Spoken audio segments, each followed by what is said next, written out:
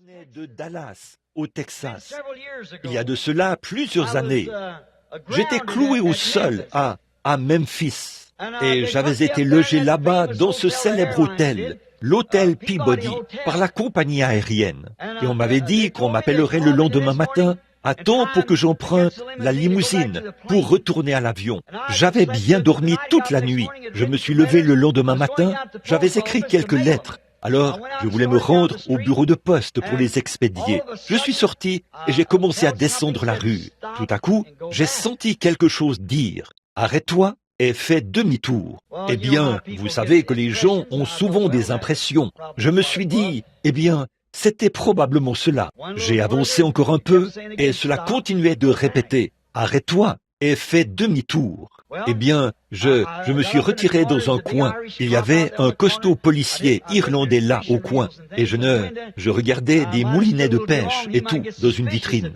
Si j'y étais resté trop longtemps, il aurait pu me soupçonner d'avoir l'intention de prendre un de ces moulinets. Alors, j'ai fait demi-tour et je me suis mis à marcher pour revenir.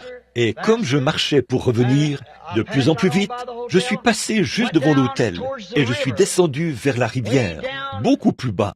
Je ne sais pas, je suppose que je pourrais retrouver cet endroit ce soir. Et je me suis dit, eh bien, il se fait tard, mais quelque chose. Croyez-vous qu'on peut être conduit par Dieu? Et pendant que je continuais à avancer, il se faisait tard et je savais que je devais me dépêcher. Mais quelque chose n'arrêtait pas de dire, continue. Continue. Et comme il était pratiquement trop tard pour revenir à temps et prendre l'avion, je me suis dit, eh bien, je dois suivre cette conduite. Je venais de vous rencontrer, vous les pentecôtistes. Et il se trouve que je chantais ce petit cantique qui dit, ils étaient là, dans la chambre haute, priant tous en son nom. Ils furent baptisés du Saint-Esprit et revêtus de puissance. Avez-vous déjà entendu ce cantique? Je suis si heureux de dire, je suis l'un d'entre eux. J'essayais de répéter cela. Je disais, viens mon frère, chercher cette bénédiction qui purifiera ton cœur du péché. Et comme j'avançais dans la rue, j'ai regardé et il y avait là une mamie, le type même de tante Jemima, appuyée contre la petite clôture d'une petite maison où demeuraient les gens de couleur. Un genre de petite cabane blanchie à la chaux. Elle était appuyée contre la clôture. Elle avait une chemise enroulée autour de la tête. J'ai arrêté de chanter et j'ai continué de marcher. Je ne savais pas où j'allais. Il a juste dit, continue simplement de marcher. Ainsi donc, quand je suis arrivé tout près d'elle, j'ai vu qu'elle souriait un peu. Je l'ai regardée, puis j'ai tourné la tête et j'ai continué de marcher. Elle a dit, bonjour, pasteur. Bon, dans le sud, pasteur signifie prédicateur. Et j'ai dit, bonjour, tantine. J'ai regardé en arrière et je me suis dit, comment a-t-elle su que je suis pasteur? Je n'avais pas de Bible, ni rien. Je me suis retourné, j'ai dit, comment avez-vous su que je suis un pasteur? Elle a dit, je savais que vous viendriez. Et j'ai dit, c'est un peu étrange pour moi. Et elle a dit, avez-vous déjà lu dans la Bible l'histoire de la femme sunamite? J'ai dit, oh oui, madame. Elle a dit, vous savez, elle était stérile. Elle ne pouvait pas avoir d'enfant. J'ai dit, oui madame, je me souviens de son histoire. Elle a dit, elle avait promis au Seigneur qu'elle élèverait cet enfant pour le Seigneur, bien sûr. Puis elle a dit, vous savez, j'étais comme cette femme. Elle a dit, je ne pouvais pas avoir d'enfant, mon mari et moi. Et elle a dit, j'ai promis au Seigneur que s'il me donnait un enfant, je l'élèverais pour lui. Elle a dit, il m'a donné cet enfant. Et elle a dit, j'ai élevé ce garçon du mieux que j'ai pu, pour qu'il serve le Seigneur. Elle a dit, mais vous savez, a-t-elle dit, il a eu de mauvaises fréquentations et il a attrapé une maladie dans son corps. Puis elle a dit, le médecin lui a administré toutes les injections qu'il était possible de lui donner. C'est déjà un stade très avancé, a-t-elle dit. Son sang est au stade 4. C'est une maladie vénérienne, la syphilis.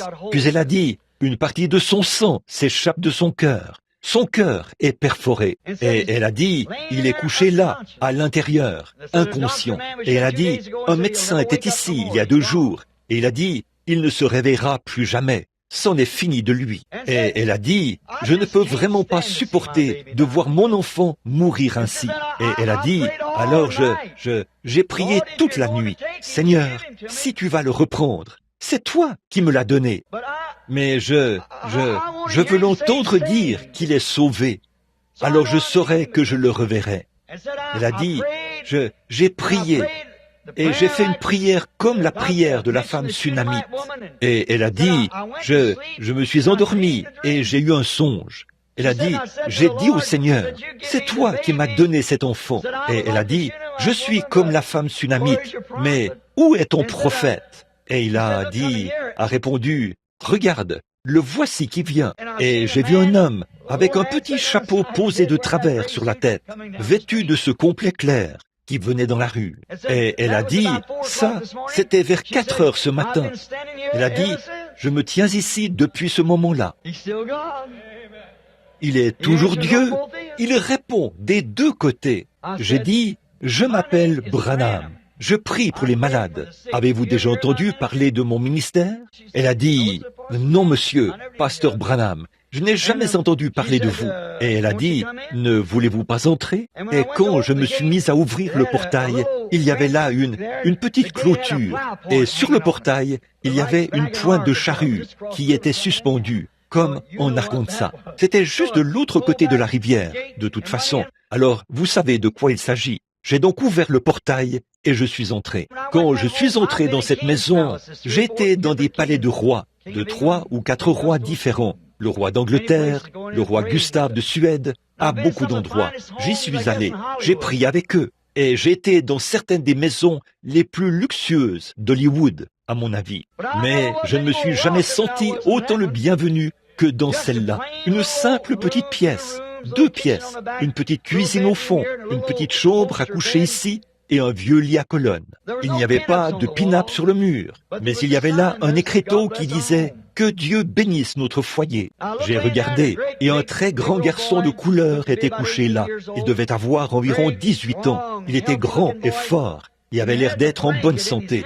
Il tenait la couverture dans sa main et il faisait Et j'ai dit, qu'est-ce qu'il a? Elle a dit, il pense qu'il est perdu sur une mer sombre. Elle dit, il ne cesse de dire qu'il est perdu en mer et qu'il n'arrive pas à retrouver son chemin. Il pense qu'il rame dans un bateau. Elle a dit, ça fait 2 ou 3 jours qu'il le fait. Puis elle a dit, je ne peux pas le laisser mourir ainsi. Elle a dit, voudriez-vous prier pour lui? J'ai dit, oui madame. Je me suis mis à parler de guérison. Cela ne l'intéressait pas.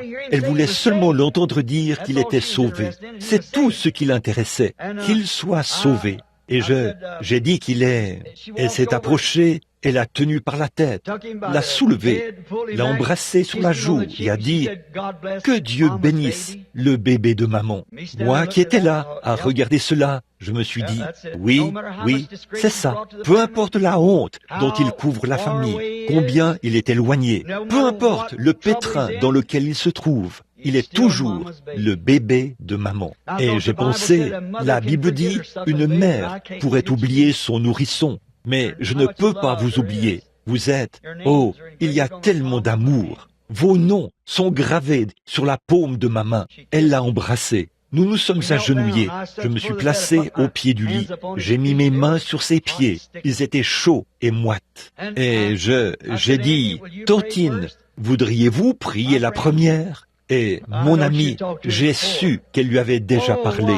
Oh, quelle prière elle a adressée à Dieu. Puis elle a dit, voulez-vous prier? J'ai dit, oui madame. J'ai dit, Père Céleste, j'accuse au moins 1 heure de retard par rapport à mon vol. Tu m'as dit de venir ici, de continuer d'avancer. Et puis, je ne sais pas si c'est ici que tu voulais que je vienne ou pas. Mais c'est ici que je me suis arrêté. Si tu m'envoyais prier pour ce garçon, et à peu près au même instant, il a dit, « Oh, maman !» Elle a dit, « Qu'est-ce que le bébé de maman désire ?» Il a dit, « La pièce est en train de s'éclairer. » Environ 5 minutes plus tard, il était assis sur le lit. Je suis sorti en hâte et je suis parti. Je me suis dit, eh bien, tout ce qu'il me reste à faire, c'est de prendre un taxi et attendre le jour suivant ou n'importe quel autre moment où je pourrais attraper un autre avion. Et juste au moment où je franchissais la porte, avec plus de 2 heures de retard, j'ai entendu l'homme dire « Dernier appel pour le vol numéro 67